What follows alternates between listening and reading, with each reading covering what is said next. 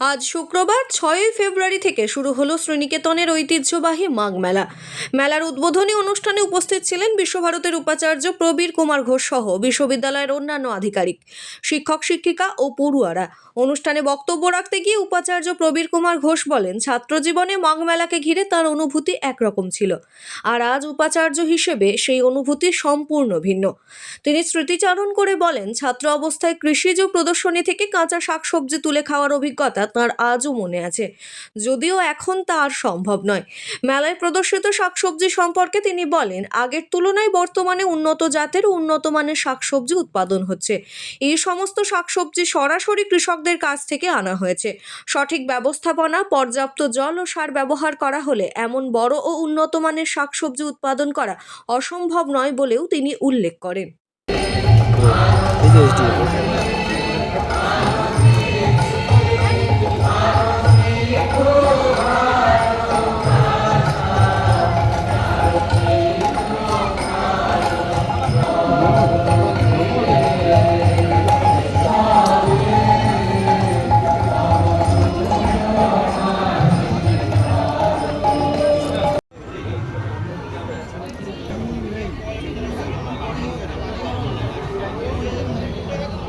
ঘুরে দেখছেন সেই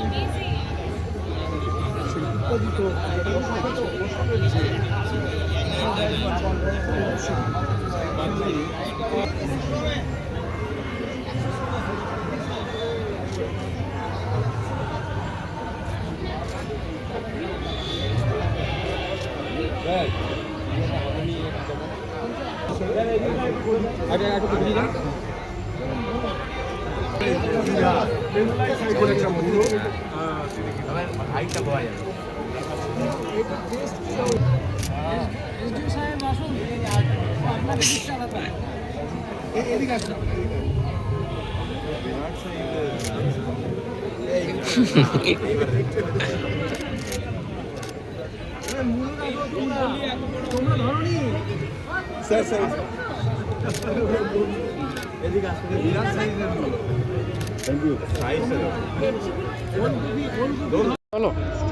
স্যার, ছাত্র অবস্থায় দেখেছিলেন মাঘ মেলা এবং উপাচার্য হয়ে দেখছেন, কি অনুভূতি হচ্ছে?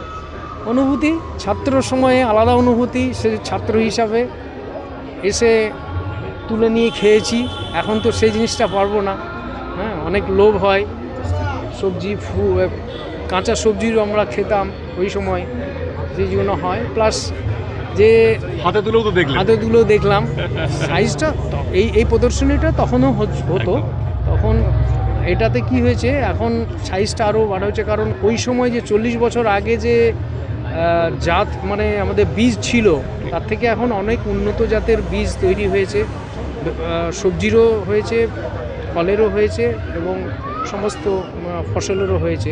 সে অনুযায়ী 2-3টে ব্যাপার থাকে যে আমাদের পোটেনশিয়ালিটি দেখার। একটা হচ্ছে উন্নত মানের বীজ, তারপরে ম্যানেজমেন্টে আমরা কি করি, কিষানদের কাছে পয়সা খুব একটা থাকে না, এই জন্য আমাদের যে একটা এই সাইজটা নিয়ে আসার জন্য যে একটা পর্যাপ্ত পরিমাণে আমাদের যে ফার্টিলাইজার দরকার, জল দরকার, তো সেইগুলো কিষানদের সবসময় পাওয়া যায়, ওনাদের কাছে থাকে না, ওই জন্য পোটেনশিয়ালিটি দেখা যায় না। এই জন্য এই যে কিষানরা নিজেরাই তৈরি করেছে, এটা কিন্তু কিষানদের ওখান থেকেই এসছে, কৃষকদের ওখান থেকে।